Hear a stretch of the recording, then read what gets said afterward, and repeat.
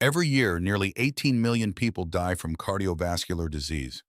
That is more than cancer, more than diabetes, more than any other cause of death on the planet. And the majority of those deaths come down to one thing: blocked arteries, plaques that build up over years and decades inside the walls of blood vessels until one day a clot breaks loose or a vessel closes off entirely and a heart attack or stroke is the result. What most people do not realize is that this process is not a one-way street. The right foods, eaten consistently, can actively slow plaque progression, and in some cases, the research shows they can begin to reverse it. But here is the problem. Ask 10 people what the best heart-healthy diet is, and you will get 10 different answers: keto, vegan, Mediterranean, carnivore. Everyone is certain, and most of the advice contradicts everything else. So in this video, we are going to cut through all of that and go straight to what the science actually shows. We are going to look at the specific foods that keep showing up across the best studies in meta-analyses on heart disease and arterial plaque. We are going to explain exactly how each one works and why. We are going to cover the foods that are marketed as heart healthy, but are actually making things worse. And at the end, we are going to cover the best exercise approach in one supplement with genuinely strong evidence behind it. By the end of this video, you will have a clear, practical, science-backed framework for what to eat to protect and unclog your arteries. Part 1. How arteries actually get blocked. Before we talk about how to unclog arteries, you need to understand how they get blocked in the first place. Because if you understand the mechanism, the foods that target that mechanism will make complete sense, and you will stop chasing generic advice and start making precise choices. Arterial plaque formation is not a simple process, and it is not just about high cholesterol. That is one of the most persistent oversimplifications in mainstream health advice, and it leads a lot of people in the wrong direction. Here is what actually happens. The inner surface of your arteries is lined with a single layer of delicate cells called the endothelium. This lining is extraordinarily thin, and it does a remarkable job under normal conditions of keeping blood flowing smoothly, regulating blood vessel tone, and preventing clot formation. But when that endothelial lining gets damaged, the trouble begins. The most common sources of endothelial damage are chronic inflammation, high blood pressure, elevated blood sugar, oxidative stress from free radicals, and the toxic effects of smoking. When the endothelium is injured, it becomes more permeable. And that is when LDL particles, which carry a protein called apolipoprotein B, or ApoB, begin to slip through the damaged vessel wall and get trapped in the space beneath the lining. Once those LDL particles are lodged in the vessel wall, they get exposed to oxidative stress and become oxidized. And oxidized LDL is the fuel for the inflammatory cascade that builds plaque. Your immune system recognizes oxidized LDL as a threat and sends white blood cells called macrophages to the site to deal with it. But rather than solving the problem, those macrophages engulf the oxidized LDL particles and become what are called foam cells. Foam cells accumulate in the vessel wall, die, and contribute to the growing mass of material that we call plaque. As the plaque grows, it narrows the interior of the artery and reduces blood flow. And more dangerously, if the plaque is unstable or vulnerable, it can rupture. When a plaque ruptures, it triggers the formation of a blood clot at the site of rupture. If that clot is large enough to fully block the artery, the result is a heart attack. If it breaks loose and travels to the brain, it causes a stroke. So the foods you need to eat are foods that target every step of this process. You need foods that reduce oxidative stress, so LDL particles do not get oxidized. You need foods that lower the amount of ApoB carrying LDL particles in your bloodstream. You need foods that reduce inflammation so the endothelium heals and stays healthy. You need foods that improve nitric oxide production so blood vessels stay relaxed and blood pressure stays in a healthy range. And you need foods that calm the overactive immune response that turns LDL into plaque-building foam cells. With that framework in mind, let us go through the evidence. Part 2. The foods that unclog arteries. The first category of foods you need to consistently incorporate are those rich in lycopene. Lycopene is a carotenoid, which is a natural antioxidant pigment found in red and pink fruits and vegetables. Tomatoes are the richest and most accessible source. Watermelon contains substantial amounts. So do pink grapefruit, guava, papaya, and red bell peppers. Lycopene works in the context of atherosclerosis, primarily through its antioxidant activity. Remember that one of the key steps in plaque formation is the oxidation of LDL particles inside the vessel wall. Lycopene is one of the most potent quenchers of the specific type of reactive oxygen species responsible for that oxidation. By neutralizing those free radicals, lycopene helps prevent LDL from being converted into its plaque-building oxidized form. There is observational data from Finland suggesting that higher lycopene intake is associated with slower progression of carotid atherosclerosis, which is the buildup of plaque in the arteries of the neck that supply the brain. And broader research on carotenoid levels and cardiovascular outcomes consistently shows that people with higher carotenoid levels in their blood have lower rates of early-stage atherosclerosis progression. Importantly, the lycopene in cooked or processed tomatoes is actually more bioavailable than the lycopene in raw tomatoes. Heating tomatoes breaks down the cell walls and releases the lycopene in a form the body can absorb more efficiently. So tomato sauce, tomato paste, and cooked tomatoes are actually better sources for this purpose than fresh raw tomatoes. The second food category that consistently appears across the research is phytosterols. Phytosterols are plant compounds that are structurally almost identical to cholesterol. And this structural similarity is exactly what makes them useful. When you eat phytosterols, they compete with cholesterol for absorption in the small intestine. Because phytosterols occupy the same absorption sites, less dietary cholesterol makes it through into the bloodstream. But here is the more important part. Because dietary cholesterol is only a small fraction of the total cholesterol circulating in your blood. The majority of blood cholesterol is manufactured internally by the liver. When your liver detects that less cholesterol is being absorbed from the diet, it responds by pulling more LDL particles out of the bloodstream to compensate for the perceived reduction.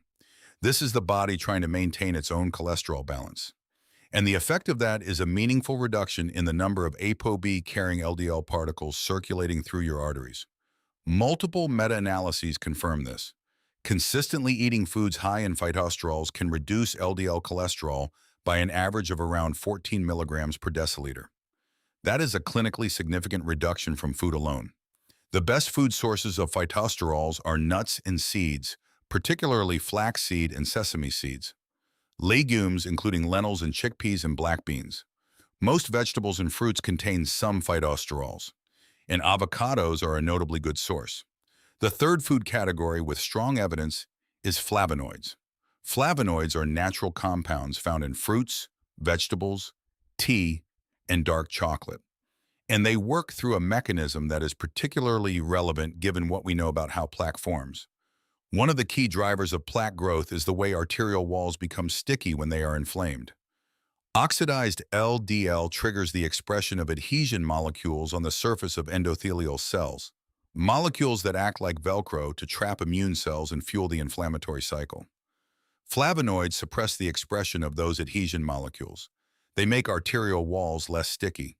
Fewer immune cells attach. Less inflammation.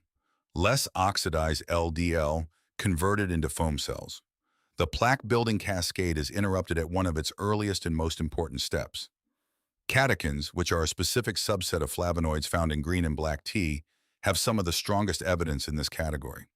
A meta-analysis of 9 prospective studies found that drinking 3 or more cups of green or black tea per day was associated with a 21% lower risk of stroke compared to drinking less than 1 cup per day. That is a substantial risk reduction from a daily habit. That costs almost nothing. Other excellent sources of flavonoids include berries, apples, onions, dark leafy greens, and dark chocolate with a cocoa content of 70% or higher. The fourth food that appears consistently across the evidence is extra virgin olive oil. This is one of the most well-studied foods in cardiovascular research, and the data is compelling. High intake of extra virgin olive oil is associated with a significant reduction in major cardiovascular events, including heart attacks.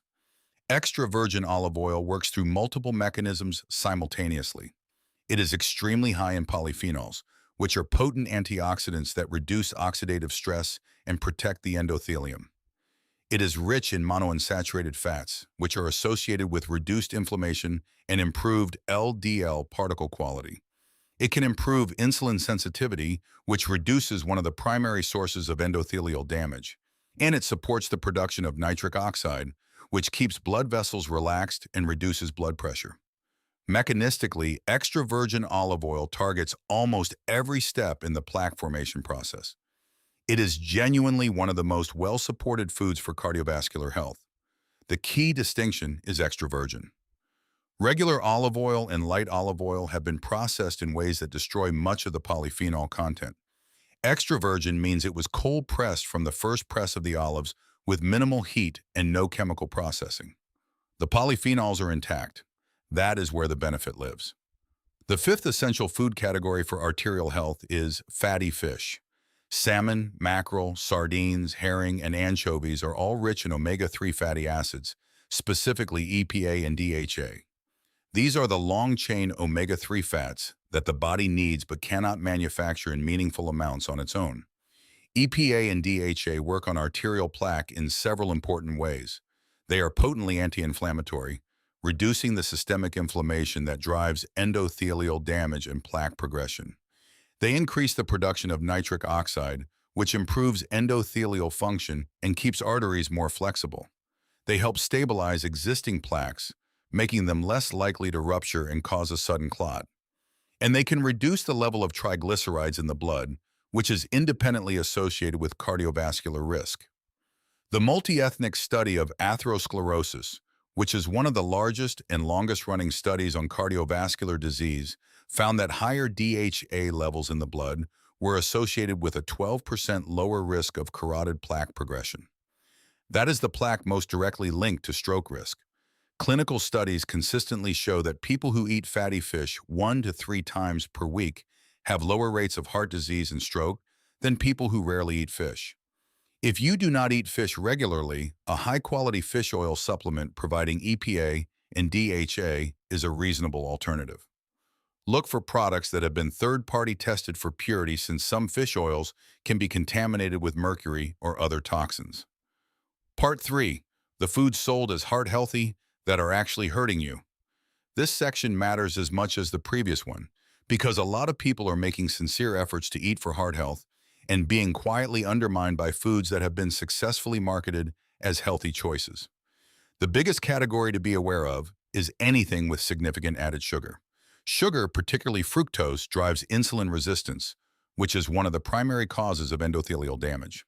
It promotes chronic inflammation, it elevates triglycerides, and it contributes to the development of fatty liver, which disrupts the body's cholesterol regulation. Excess sugar is one of the most direct dietary pathways to cardiovascular disease, and it is hiding in many foods that are positioned as healthy. Flavored yogurts are a prime example. They are often marketed on the basis of their protein content or probiotic benefits, but many flavored yogurts contain as much added sugar per serving as a candy bar. The protein and the probiotics do not cancel out the damage done by the sugar. If you eat yogurt, choose plain full-fat yogurt and add your own fruit. You control the sugar that way. Granola bars and breakfast bars are another common offender.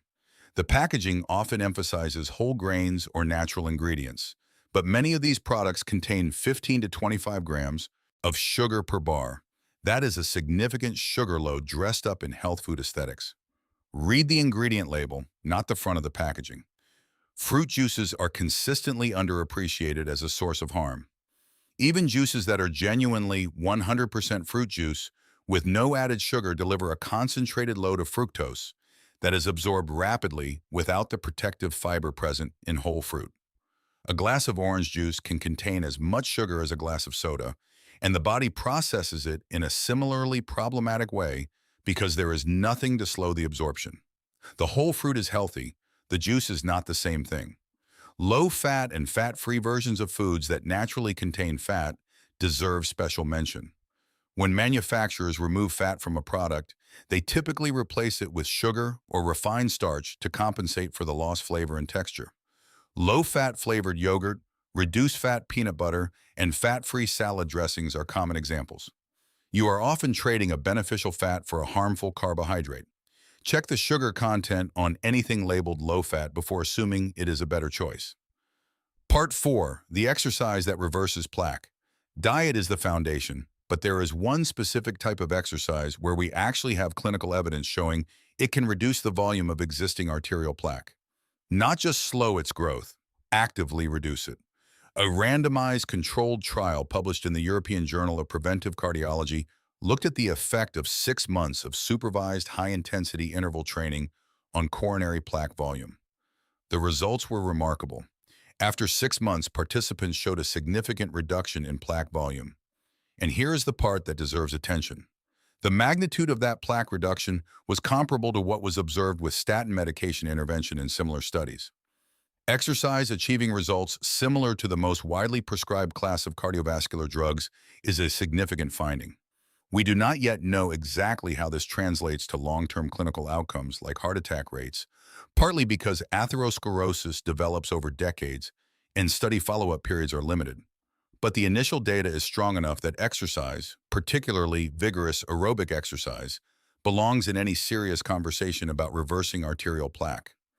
High-intensity interval training, also called HIIT, involves alternating short bursts of vigorous effort with recovery periods.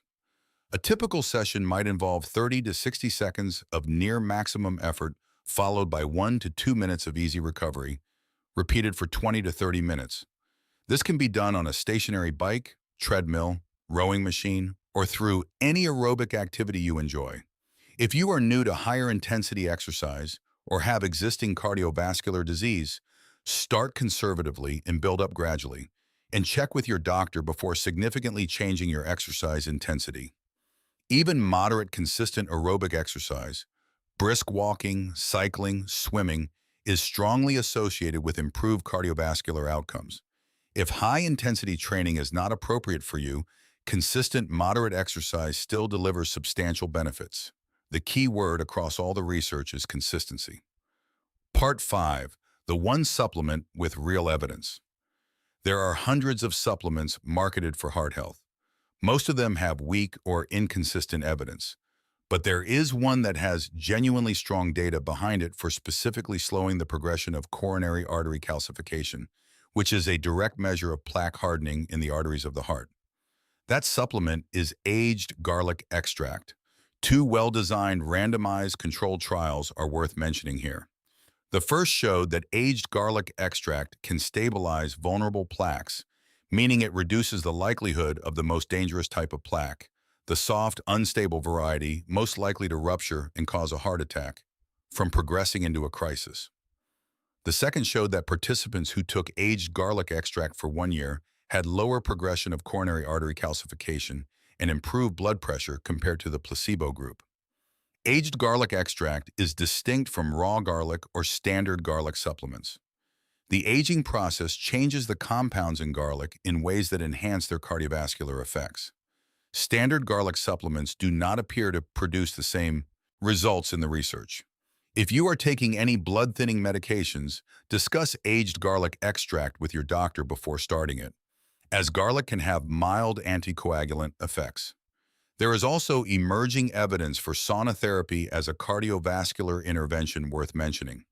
While we do not yet have direct evidence that sauna reduces plaque volume, there are multiple studies showing that regular sauna use improves endothelial function, reduces blood pressure, and is associated with significantly lower all-cause mortality in long-term observational data. The mechanism appears to involve the cardiovascular stress response that sauna induces, which is in some ways analogous to moderate exercise. The heart works harder, blood flow increases, and over time the cardiovascular system adapts in beneficial ways. If you have access to a sauna, 2 to 3 sessions per week of 15 to 20 minutes appears to be where most of the benefit in the research is found. The bottom line: cardiovascular disease is the leading cause of death globally, and blocked arteries are the mechanism behind the majority of those deaths. But the evidence is clear that food and lifestyle choices have a direct and measurable effect on arterial plaque, both in terms of slowing its progression and in some cases beginning to reverse it. The foods with the strongest evidence are colorful vegetables rich in lycopene like tomatoes and red bell peppers, foods high in phytosterols like flaxseed, legumes, and avocado, flavonoid-rich foods including berries, green tea, and dark chocolate, extra virgin olive oil every day, and fatty fish 2 to 3 times per week. Avoid or dramatically reduce the foods undermining your efforts. Added sugar in all its forms, fruit juice, flavored yogurts, processed breakfast products with misleading health claims, and low-fat products that have replaced fat with sugar. Exercise consistently. Prioritize vigorous aerobic activity for the strongest plaque-reversing effect. And consider adding aged garlic extract after discussing it with your doctor. You do not need to follow a perfect diet. A nutrition plan you can maintain for years at 70% compliance will always outperform a plan you follow perfectly for 6 months and then abandon. Pick the highest leverage changes and build them into your routine. Consistency over perfection every single time. Stay consistent, and we will see you in the next one.